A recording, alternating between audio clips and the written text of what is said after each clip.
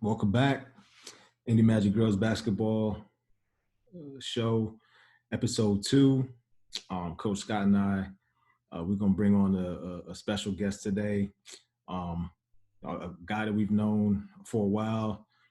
He's done some great things in the game, and he's going to continue to do great things. It's good to actually talk to him, pick his brain on a lot of things. And so we're going to be bringing on former head coach at Detroit Mercy, Coach Bernard Scott.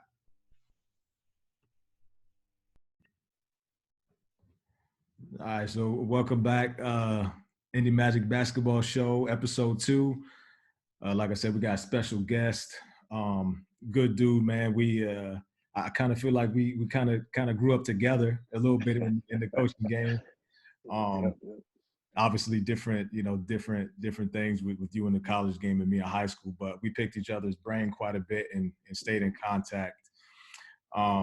So man, just want to, take this time, hopefully not too much time, but just, pick your brain on some things and kind of just catch up. So I guess the first question I got for you is how's the family holding up during the pandemic? Yeah, family's doing well. We're just like everybody else, just trying to stay at home and not do too much and stay safe, but everyone's doing well. All right, cool. Yeah, man, it's definitely crazy. I'm sure it's definitely crazy for the kids. With e-learning, yeah. all that. You brushing up on your math and science skills? I tell you what, I'm going through second grade again. My youngest is in second grade, and I'm helping her every morning. And it's like, oh man, I definitely don't miss school, but it's disappointing for the kids that they can't be in school, because I know for my youngest, she really needs to be in school just to have that environment, to be with her friends and the social outing, and just to get out the house. But we definitely understand the situation and doing our best with it. Yeah, for sure. Yeah, it's definitely a rough time, man, especially with so many unknowns. Like, you just don't know, what's happening, when things are going to get back to normal and all kinds of things like that. So, I mean, it's just crazy. But anyway, so like, we've been knowing each other for a while, but I never asked you, like, so how did you even get started, like, coaching in general?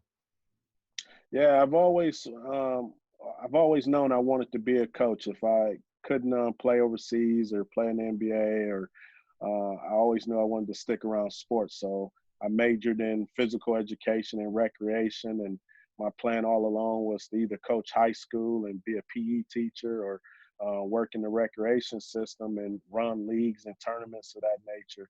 So that was my plan. And my last year of school, I was part of the male practice squad for the Toledo Rockets. And Mark Elan at the time, who was the head coach, asked me to come on as their third assistant. And that's how I got my opportunity. So I had a semester left of school, and he allowed me to come on and be their third assistant, and that's how I got my foot in the game.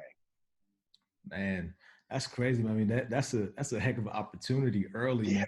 That's crazy. But that's cool that coach had that confidence in you, and he saw something in you, from the jump, to ask you to do that, man. That's cool. Yeah, no, it was great. It was actually a great day for me, because the day he called me, I had been offered a job at a local high school in Toledo, to be their recreation type director. So I was actually about to accept that, and then he called, and I couldn't pass it up. At the time it was only paying $18,000, but to be able to get in the college game and work with a good person like Mark Elan and the staff he had at that time, I couldn't pass it up. Yeah, no, that's awesome, man. Well, it looks like K Scott's coming in. Okay. But yeah, man, that's crazy. Yeah. What I missed? What's up, Coach? I heard that's crazy. What's going on? What's up? What's up, Coach Scott? All right, man. I'm doing well. You? I'm opening up a can of something. Oh, beans? Yeah, I'm doing good. Okay, good. Oh man, you're gonna be You're gonna be killing this. Oh, no. Well, like I said, we know, most recently, you was at Detroit, and so while you were there, um, like I said, over the years, I saw, nothing but just like crazy energy, passion, discipline. Just talk about how like through, like I said, you come from that, then you come to a head coaching job, and you have that, but you had that same energy the whole time you were there, like even through the ups and the downs and everything. Talk about how you was able to keep that energy the whole time.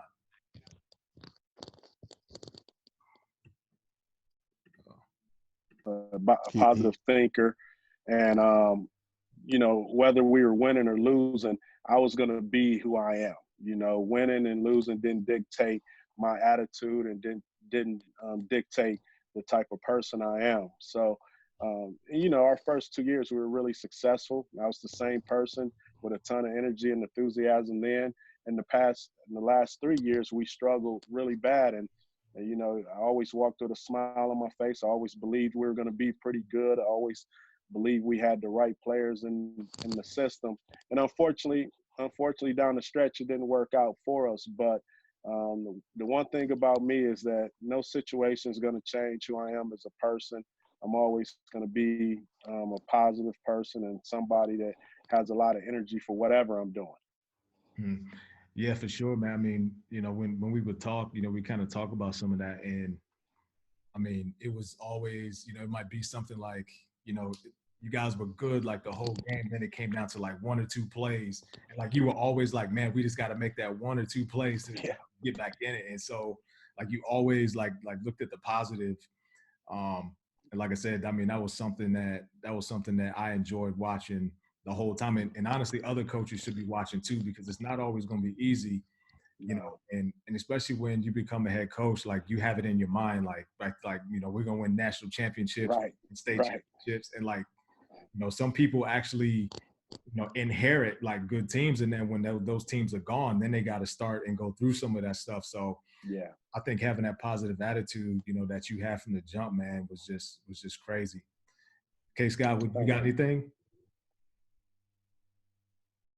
Well, as far as that positive energy thing, uh, Coach Scott came to my house on a recruiting That's visit, right. and he played a video. He played a video, and I'll never forget that video. I mean, to this day, I try to be my own person as a coach, but I do try to, especially someone that I feel, can draw success out of players. I kind of, I don't want to say copycat or mimic, but I kind of basically try to add that into what I'm doing. And one of those videos, I seen you you use the word flex in I believe it was one of your halftime shows or halftime speeches. Yeah. And I'm constantly using that to this day. That's great. That's I mean, great. I was inspired by the video. I was very inspired by the video. I appreciate that. It was a good video. I still enjoy watching it. It was our game against Oakland, my second year, and we're playing to finish in the top three, and that was my halftime speech. We were struggling a little bit and just really trying to get those guys to not worry about the situation we're in, just go and play and have fun doing it. So. I mean, that's actually a good thing, because I was gonna ask next, like kind of like over your time, there, what's been the biggest difference, from when you started coaching wise there to where it was before the end, like talk about the changes, because I know us, like Coach Scott and I, Kelvin, we talk all the time about how the players are different, how the parents are different, and it changes every single year. Yeah, it changed a lot for us, actually. When we came in, we had a veteran group, a group that had been through some tough times and had experienced playing at this level. And they were just ready to be coached and put in the right situation. So everything we gave them, they just took in and really took off with, and that's why we were able to have 2 winning seasons and get to the championship game with the Horizon League in our second season.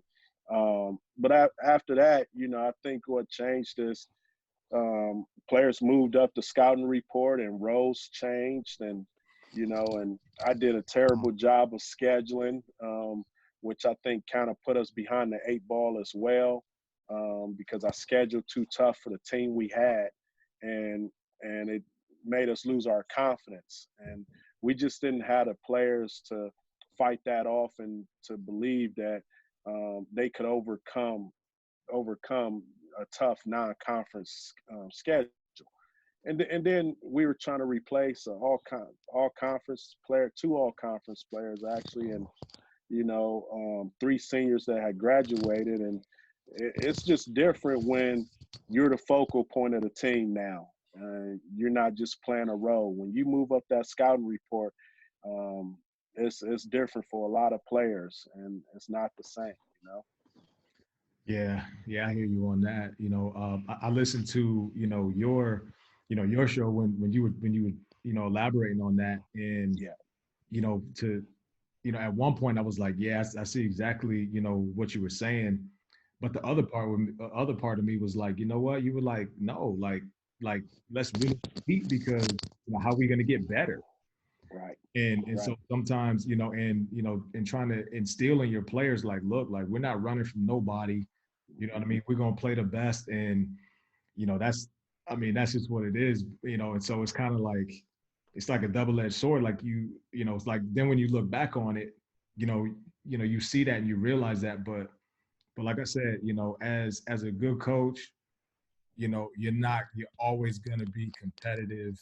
Yeah. You're gonna have a competitive nature. You're always gonna try to play the best. So like, Coach Scott, Kelvin and I, we talk all the time. Like if we lose a game in the summer or a high school game or something like that, I do the same thing. I'm like, man, I should have done this. I should have done that. Mm-hmm. And so while I'm sitting there listening to you, I'm like, man, you did everything right, in my opinion. Yeah, and that's just my train of thinking.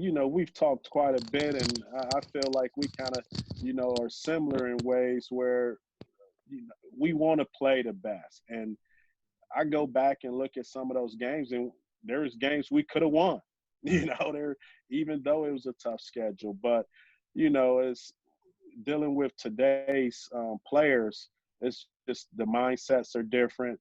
A little adversity can really stop them from achieving success, and you got to be real careful with how you manage things, because it's tough for some players to fight through things nowadays.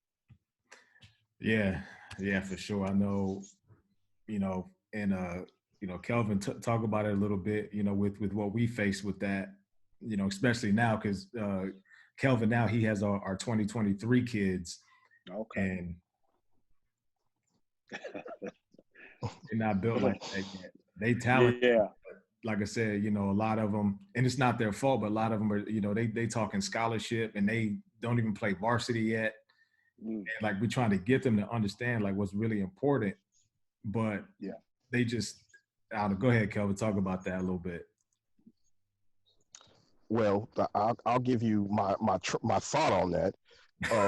A lot of it is social media.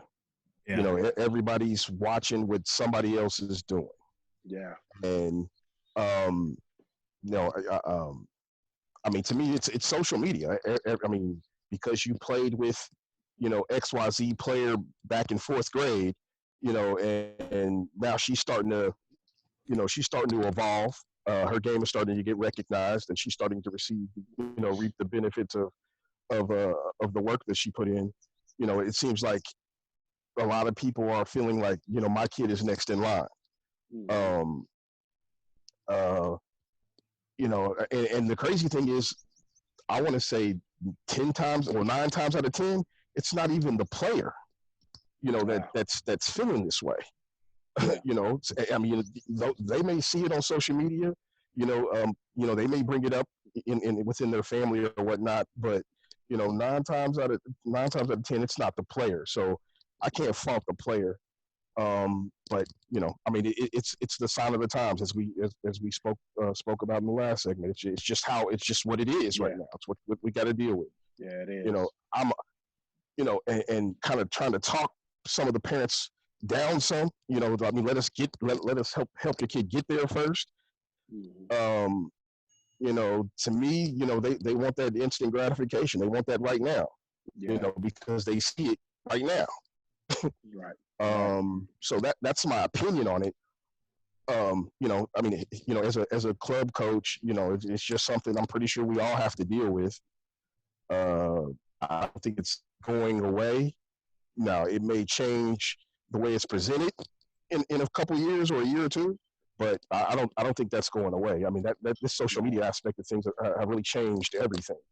And I agree. You know, as long as it's going to be around, which it doesn't look like it's going anywhere. It looks like we're going to get a new app or something, you know, in the next coming days. I mean, you know, as long as they have you know, as long as they have access to see this stuff, that's not going away to me. No, you're right. Yeah, it's, you know, and it's hard for us too, because we try to utilize some of those platforms and things like that, and but try not to be like out of control with it. And we hate it, but we know, like, we kind of got to do it. Gotta adapt to it. Yeah. Like it drives us nuts. But kind of speaking on that, so what advice would you give parents and players on kind of all of this stuff? Well, I would just tell parents and players to worry about themselves, because you never know what a college is looking for. We might offer someone off the same team, but that might be the position and the type of player we're looking for. We might not be looking for. We might think the other teammate is a good player, but that's not what we're looking for. It doesn't mean that coaches don't think their kids are good if they offer somebody else. It just might be a need. They might not need that position or that type of player at the time. I agree. Social media is a big thing. You know, we used it a lot during my time at Detroit Mercy, because it was like free advertisement for us. And just like Calvin just mentioned about parents send offers, we sometimes felt, hey, we offer a kid, somebody else gonna look at them and then offer them as well, So it works on the college end too, as far as kind of initiating somebody to do something that they probably wouldn't have done had they not seen it on social media. But people just got to worry about themselves, go out there and perform when they had opportunity. You guys have a program that's highly looked at, and a lot of coaches come to see you guys. They just got to take advantage when those coaches are in the seat by performing and doing the things they're capable of doing. And then everything else will fall into place.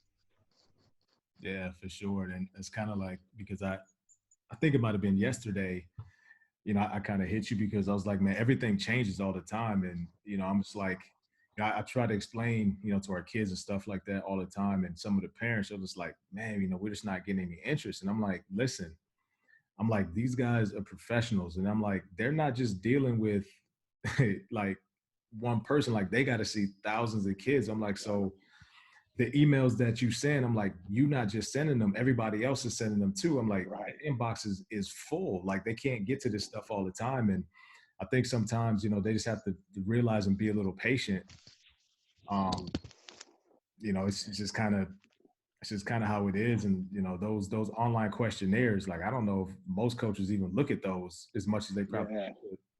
Yeah, we didn't look at them much, to be honest. Like, we had really good relationships with, guys like you and Calvin and other AAU coaches. So a lot of AAU coaches just text myself or Molly or Coach Epps, and we would watch a video right then and there, Email was good, because if they sent me an email and I didn't have time to watch, I sent it to Coach Molly or somebody on staff for them to watch, and they'd be like, hey, you need to check this kid out. So we tried to do that as much as we could, and And so those two things work. The question is, we didn't really pay much attention to be honest.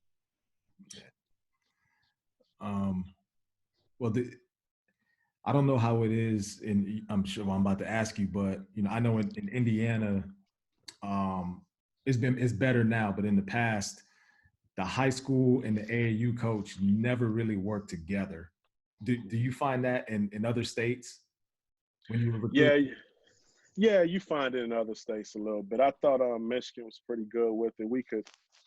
I felt like most of the people we worked with in Michigan was trying to help the player, whether it's that high school coach or the AAU coach, and we really didn't have anybody talking bad about anyone. So I think that's getting better in areas. But I know when I first got here 5 years ago, that was a big topic, and in some areas that probably was the case. But I think it's turning for the better, where both coaches are just trying to help their players.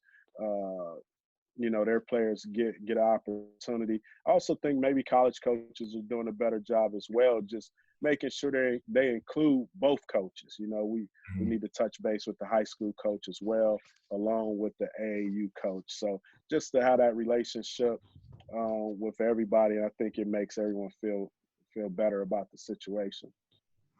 Yeah, no, I definitely think that's important. I know, one thing we really try to do, when schools and stuff, contact us, or if it's something on Twitter or something like that, we always tag the high school, and just so they know, like, like they're your kids, you know what I mean? Right. Always try to make sure we're doing that.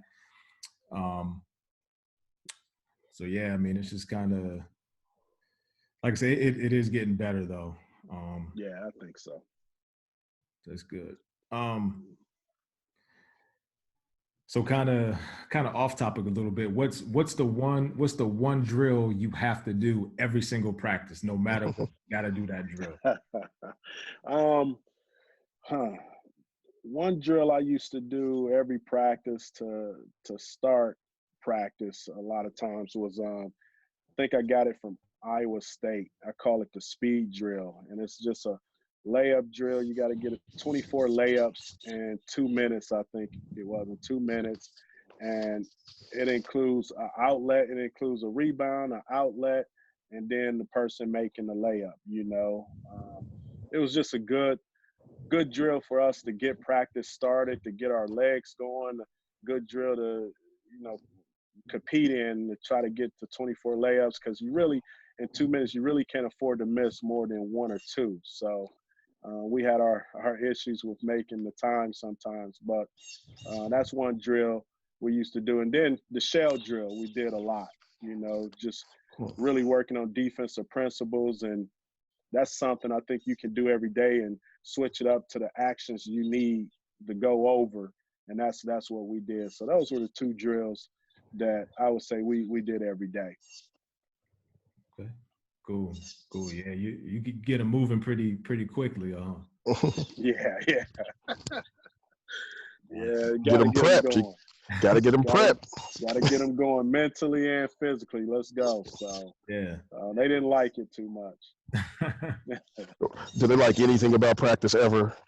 Right, except for the scrimmaging. Except for the scrimmaging. Yeah. They love the scrimmage. Well, like I said before, like I admire your passion and your drive so much, man. But another thing that really sticks out is the love you have for your staff. Yeah. Oh man, I was going to talk about that. Go ahead, Kelvin. Oh, Coach Scott, you guys seem to have a lot of fun, and we did. I will say this: it is a pleasure to watch you guys, or at least get to see the non-business side of what you do. That was refreshing, man. I mean, like these guys really enjoy each other's company, and to me, I mean, you got to have a staff like that. And it's hard to put it together. Like my question to you is, how'd you do that? Yeah, you know what? I've had some good staffs during my time here. My last staff I really enjoyed.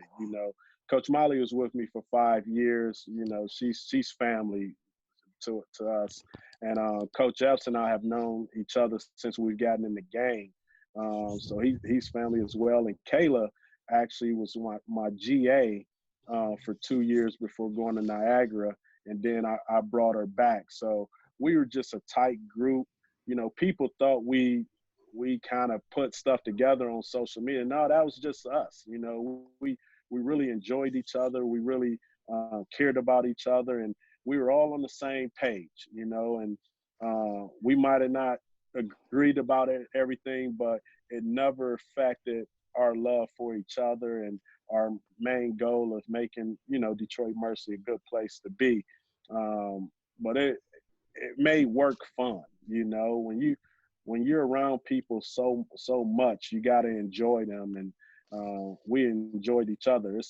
It's actually funny you guys brought that up, because I'm working on a tweet here in the next few days, probably just talk about that, and just having a staff that, you know, you really care about and is loyal, and it's very important to the success of any head coach that you got people around you that got your back. Mm-hmm. Yeah, for sure. I know you know, my staff and I are like that. I lost one of my assistants because she started her own business, but she had been with me the previous 4 years, and you know, I was like I was freaking out. I'm like, okay, so like what am I? Right. How's it gonna be without her? And you know, luckily, you know, I brought somebody else in. And but speaking on that, you know, the loyalty and things like that. You know, when you were interviewing them because you knew them, like like like how was that kind of being like, hey, like we cool, like I know what you about, but like let's not get too crazy on on some of this stuff. Yeah, no, I think you guys know me. I'm an honest person, and just really straight up with these guys. You know, when Coach Molly came in, I didn't really know Coach Molly. I met her at the Final Four, and she passed her resume on to me, and I needed a third assistant at the time when I took the job. So I knew she was hungry. I knew she wanted to be at the D1 level, and she had a great personality. So um, that's why I brought her in, and she's grown. You know, in the 5 years I've known her, she's really grown as a coach and as a recruiter and as a development coach. And then Coach Epps, when we brought him in, you know, my main thing was I need somebody to come in that can help me on the floor, you know, be kind of the defensive coordinator. And we've always had a good communication with each other. So, so that's when he came in for his interview. That was my main thing. Like, hey, I need another set of eyes out there, you know, and he was good. And then Kayla, you know, just like I said, she was my GA for 2 years, and I did not worry about anything that she was involved with. You know, she handled a lot of our travel as a GA, and then as an assistant, she came in and watched over our GAs and also worked with some of our guards and ran like camp and stuff like that. And I never worried about any of those guys. You know, like I knew I had the right people behind me. But the main thing for me is when I saw something I didn't like, you know, I approached them and we talked about it, and we changed it, you know. So communication and being honest is the key to, you know, making sure everything runs smoothly. Yeah, yeah, definitely. You know, speaking on that too, like you kind of already started talking about a lot of things that was happening. I don't think a lot of people understand, you know, a lot of young coaches understand what goes into college coaching. Like kind of talk about just like what a regular day during the during the season is like. Yeah, when we watched a lot of film, you know, we would meet at like 9:30, 10 o'clock, and we will either watch film of our last game, a couple clips from there, or practice. You know, we filmed every practice, and we would talk as a group just about things we want to do differently, things people need to work on. So, you know, Coach Molly and those guys worked with the guards. Hey, I want to see the guards improve on this, and we need to work on this today. And Coach Epps worked with the post. So we went through that, and I thought that was good because we were all on the same page. During that time, we also met about recruiting. So from about 9:30 to 11:30 noon, we were talking about practice and recruiting, making sure we're all on the same page with that stuff. And then, 12:30, we're going into practice, and we practice 12:30. Usually we practice from 12:15 to 2 if the kids didn't have early classes, and went through practice. Then after practice, we'd meet again and just talk about things we saw and, go from there. But, we don't have a lot of staff at Detroit Mercy. So, we had to worry about academic stuff. We had an academic advisor, but we met with her quite often to make sure the kids were good. And then, we had somebody that met with our equipment guy to make sure we had all of that stuff. So it was always something going on, but during the season, that's pretty much the routine. We meet in the morning, we practice, we meet after practice, and then we're either going recruiting or going home. Yeah. Can you walk us through a game day? Oh yeah. Game day. If we played a 7:00 game, we all would probably get in around 11 or noon, and then we'll have shoot around. Shoot around was at 2, so we would shoot around 2 to 3. We had pregame meal at 3:30, and then the kids would have to be back in the gym at 5:30 to start to get tape and get ready for the game. And at 6:00, they had to be on the floor stretching and getting ready to go at 7. So game day was a little lighter. We came in later. We had to shoot around, went to pregame, and then had the game later that night. Okay, they do say that day's supposed to be the easiest day of all of basketball. Supposed to be. Hopefully all your work is done and the kids are ready to go out there and perform. And that's one thing about us. I thought we were always prepared. We might not have been the most talented team at times, but our players our coaches definitely did a good job of preparing our players for what they're going to see and what they needed to be able to do. And, just unfortunately for us, we didn't get it turned around quick enough. And I thought we were on the right track with this last group, but, we just ran out of time. Yeah. You just said something that was so key, and in everything you do, and is preparation. And so, for Kelvin and I, when we're trying to prepare these kids, and we tell them all the time, like, hey, like when you get to college, man, it's another level. I'm like, the learning curve is crazy. I said, Pete, they're bigger, faster, stronger. I try to warn them. I'm like, every freshman has that mindset that they're going to play. Yeah. Kind of talk about, what the biggest things that you were looking for with freshmen coming in. Yeah, I just wanted them to come in and fill a role and play as hard as they could. I knew it was going to be a learning curve for them as far as the speed of the game, as far as how physical the game is. But a lot of players come in.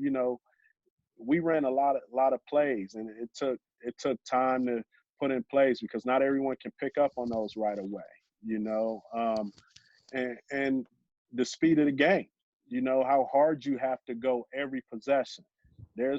You can't take breaks because as soon as you take a break, somebody's taking advantage of you at this level. And, with freshmen, they don't realize that because in high school, they probably can get away with, easing up on defense this possession because they're the best player out there, But at this level, as soon as you ease up, somebody's going right by you. And that was something we had to work on. But also the mindset, of I got to get mine. A lot of kids come in thinking, I got to get mine. And getting yours might not be within the system. You can get yours by what we're running and doing, but sometimes they want to go off course to try to do their own thing like they did in high school probably. and it just doesn't work at this level. You gotta work within the system, and then you can get yours that way, because bad shots are turnovers at this level, and at any level. Yeah. I mean, we, like I said, man, you're talking about everything that we're preaching. So maybe people will listen to us now, but I think, I think one thing too that is just, it's just crazy is that a lot of these kids and parents, and I'm not trying to, poo-poo on parents, but a lot of it they just don't understand. Like when that kid gets to you and they got all these accolades, all state, this, that, they don't realize everybody else on that roster has the same thing. Right. And we just try to tell them like It's different. Yeah, it's different, and you're right. People don't realize that. The parents don't realize it. The players don't realize it till they're in the system.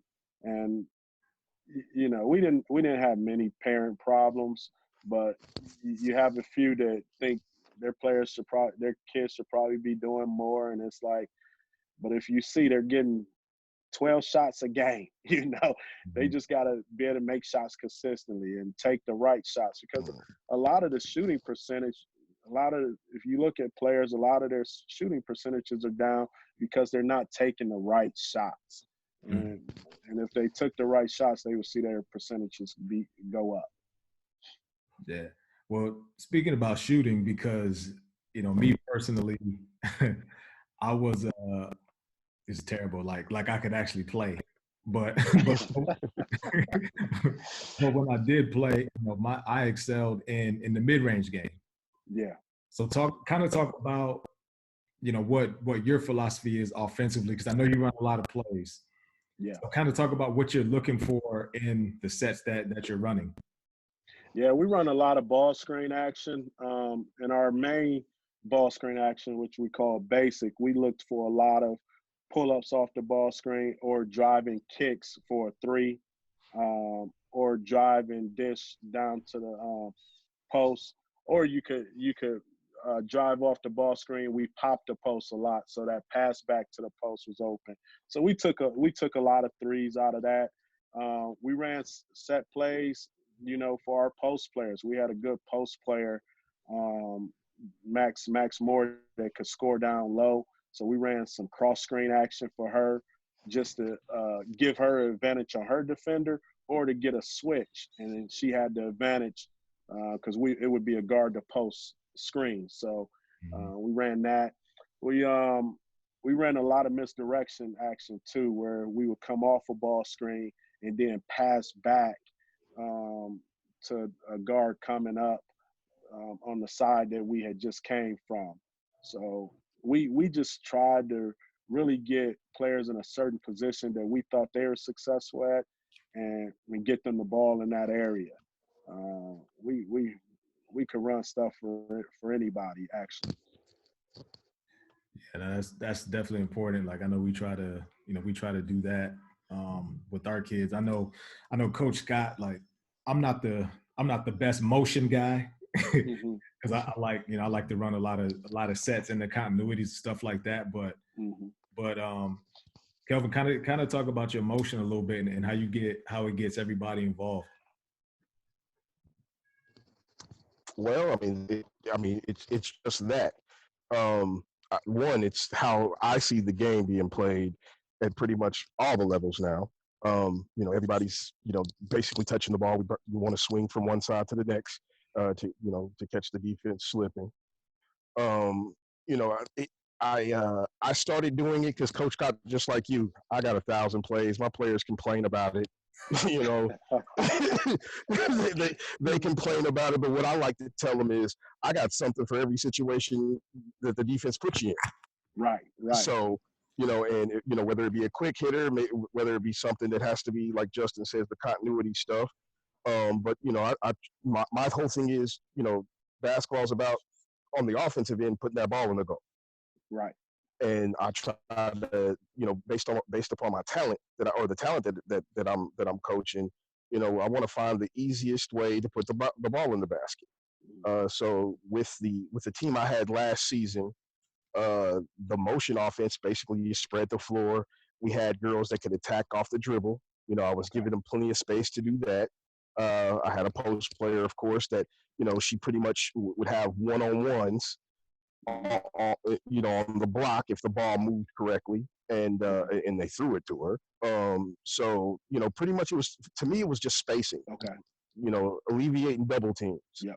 And if they did double you, we would always have a kick out for an opportunity to score as well, either via a 3-pointer, because my team took a lot of threes last year too, or of course attacking the basket. So I incorporated it a couple years ago with the team before this one I just had, and it kind of expanded a lot of people's games to the point that I'm thinking like, okay, this is hard to guard in a man-to-man situation, especially against aggressive teams. As long as we're not making silly passes or anything like that, if we're making on-time, on-target passes, and we're reading the defense on how they play you when you have the ball in your hand, I mean, we're gonna get good opportunities. So it's something that I just kind of fell in love with. I mean, the only way to me to alleviate anything with that offense is if they play zone, and most teams, after we were scoring and it was showing, or we were showing we could score pretty easily, they would switch up, and then we'd have to do something different. But I love the spreading of the court and the passing. We had good passers. I didn't want any ball hogs. I mean, I want to say for the first time in a long time, I had multiple players that can score on all the levels. So I wanted to take advantage of that too. I wanted to make it presentable for you guys to see, and hopefully you guys could say, okay, well, this player can do this, that, and the third, and that's pretty much what I like about it. I mean, I can post up guards. I mean, it's all kinds of things that we can do. It seems like every group I've had, well, last year's group, of course, I actually did it better than the first year's group. So I'm assuming the 2023s will have 3 years of doing it.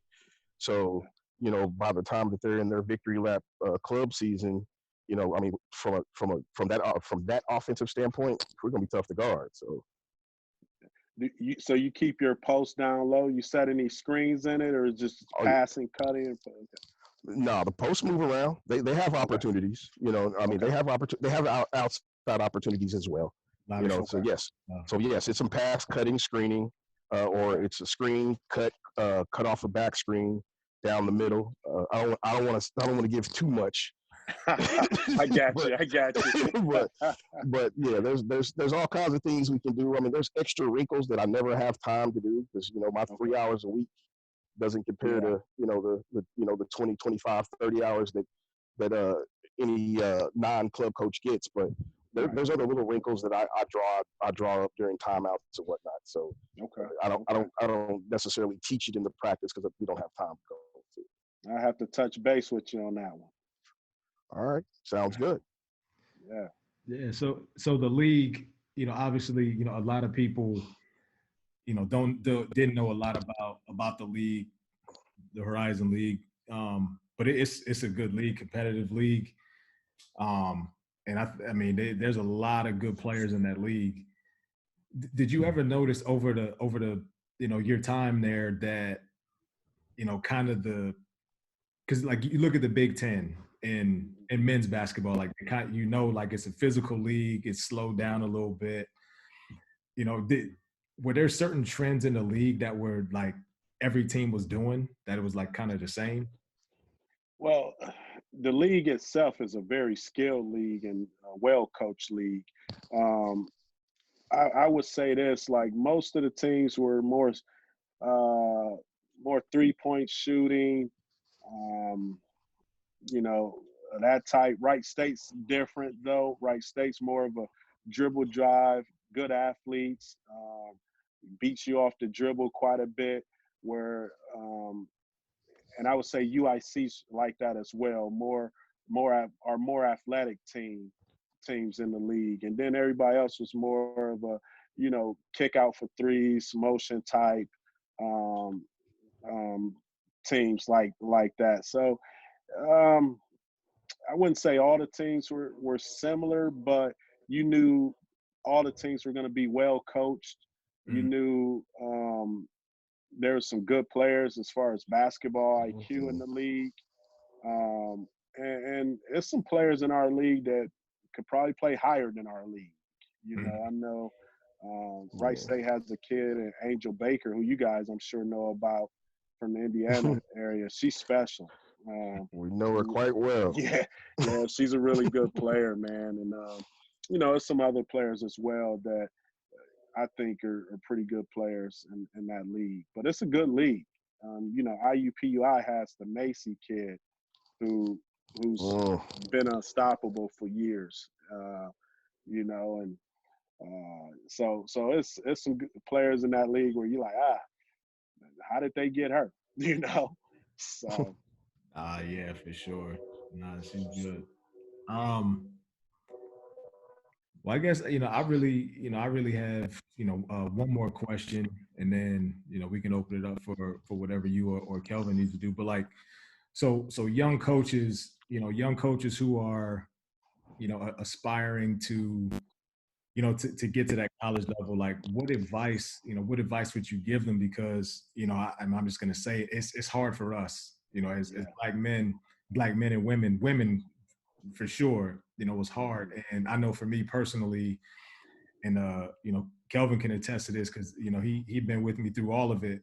I apply for jobs and can't get an interview, and then like they give the job to someone who is just like it's not even close, and then they make up something like, oh well, you don't have your teacher's license. Well, okay, I go get my teacher's license, and then it's right.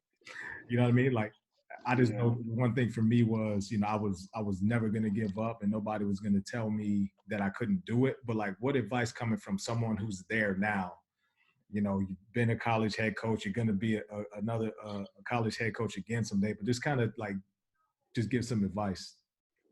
Yeah, I think you just said some key things there as far as, you know, not giving up, you know, because I was told the same thing. It's going to be hard for you to be a head coach at the college level. Well, that's what you're saying, but I don't believe that.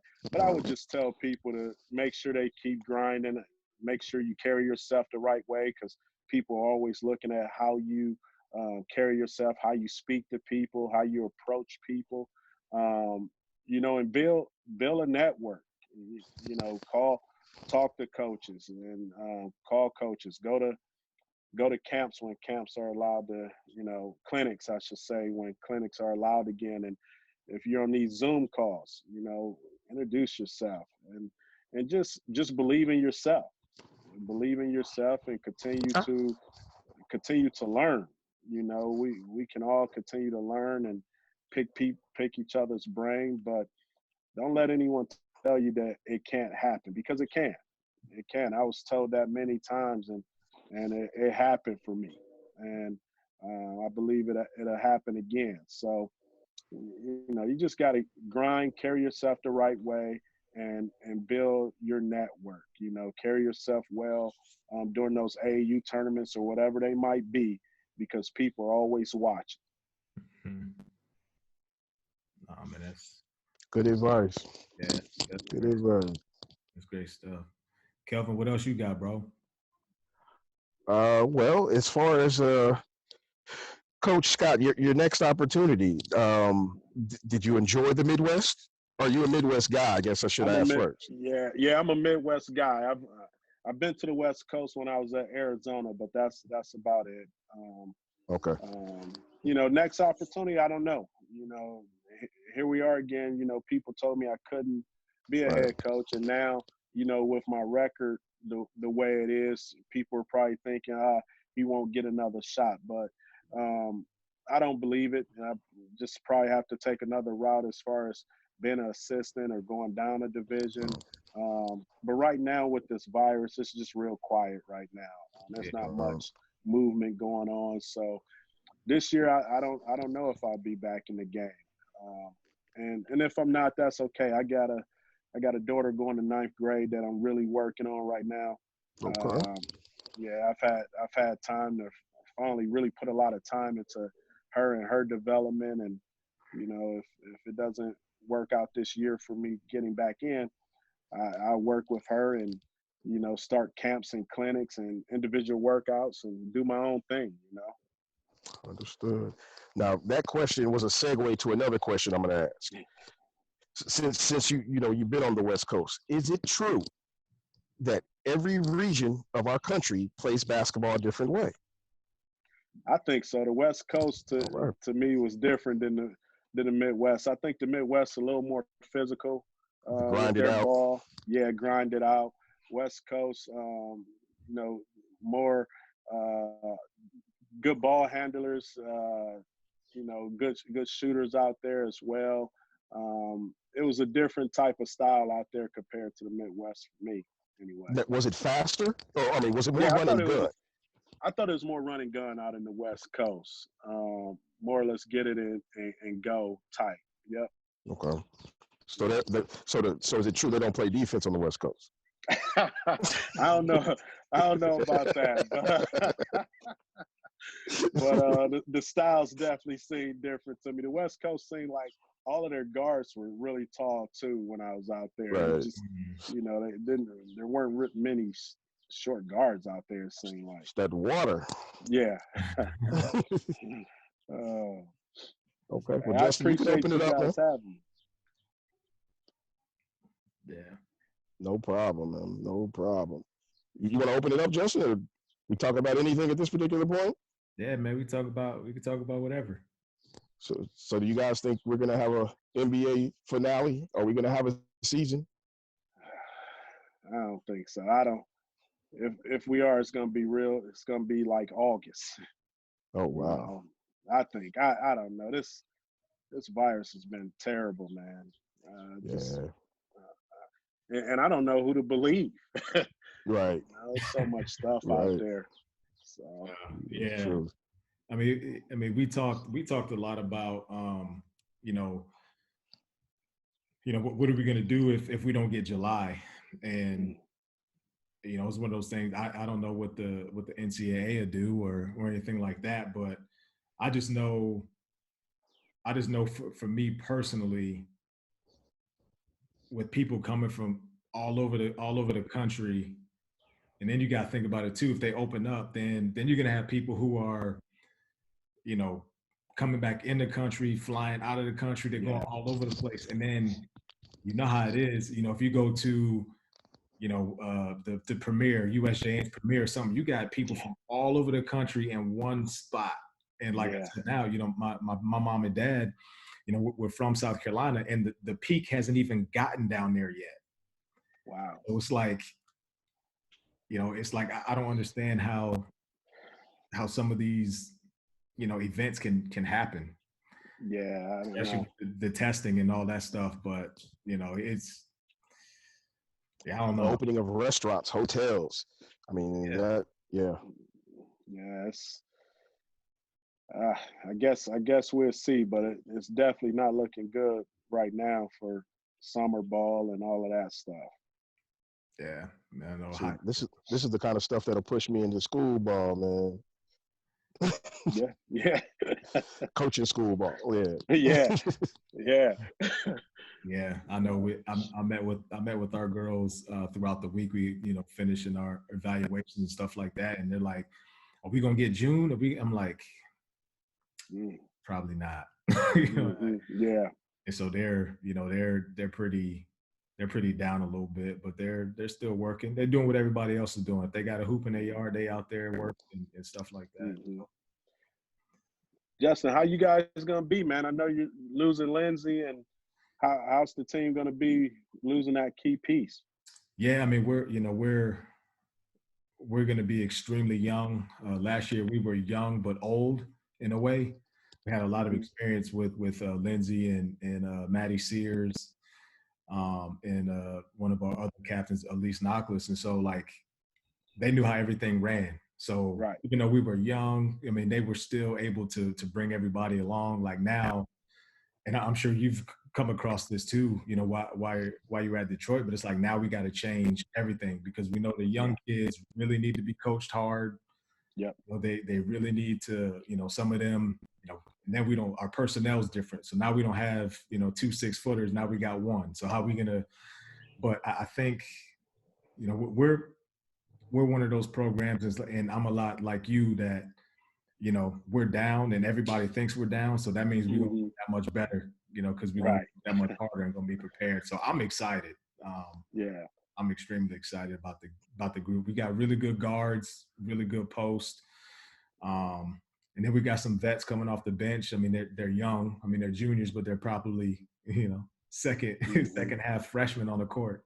but they're and like I said, they're ready. We lost in the sectional semifinal that we should have won.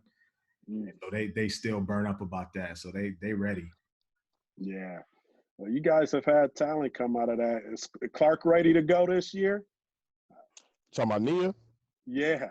Yeah, she this will be her go year. Yeah, I think she's chomping at the bit. I mean, I'm watching her every day. She's putting in her, her conditioning work, and of course we had to break down and buy a goal here just so we had something to shoot on. Yeah.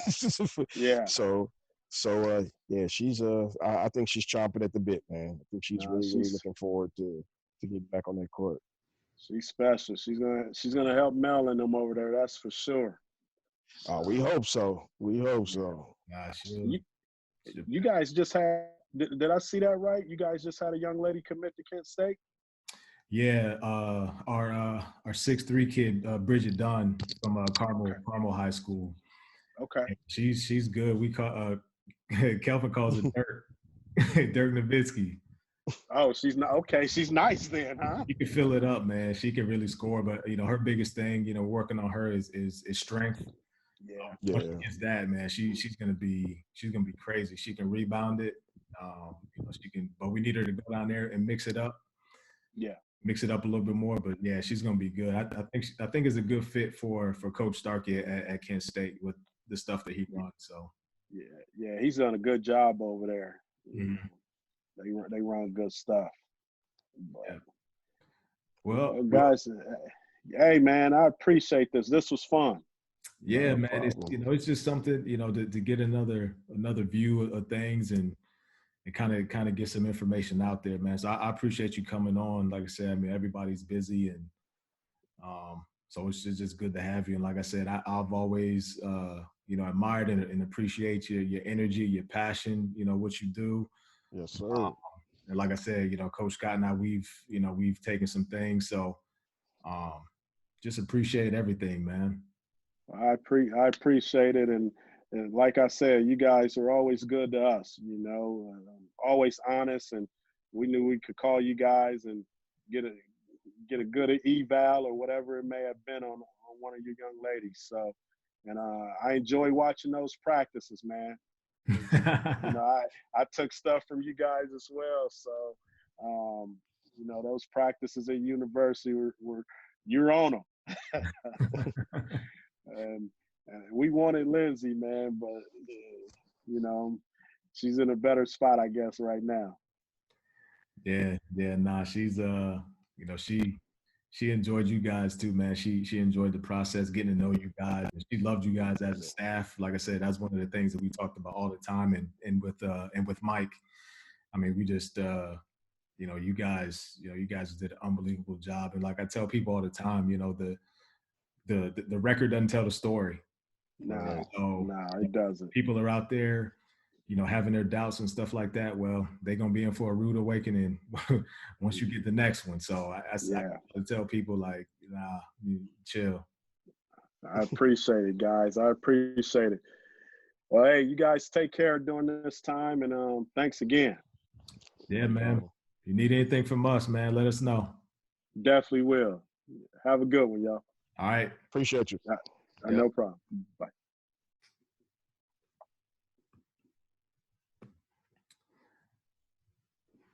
All right, we still on?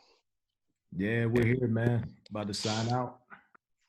All right, yeah, that was a good one, man. Good seeing him. Good seeing him. Yeah, man. He's gonna bounce back, man. He's gonna do unbelievable things, man. So much love to Coach Scott, man, and he'll bounce back.